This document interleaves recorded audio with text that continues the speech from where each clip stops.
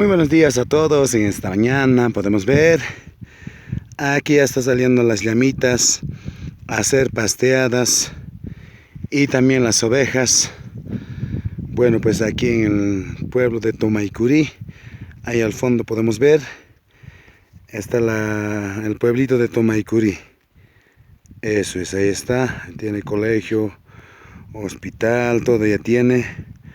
Bueno, pues aquí las ovejas y las llamas ya salen a ser pasteadas y bueno, pues tienen que ir lejos todavía.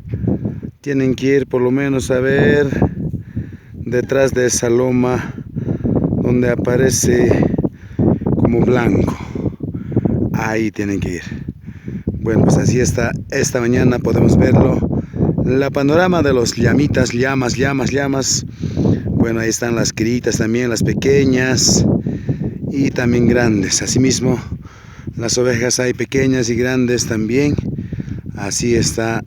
Hoy podemos ver Ahora alguien se preguntará dónde se encuentra Tomaicuri. Se encuentra en el departamento de Potosí, al norte, en la provincia de Chayanta.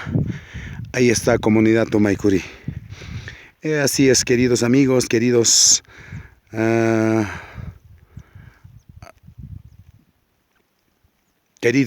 amigos y también a todos los que van a estar viendo este video. Bueno, pues así podemos verlo. Así se van las ovejitas.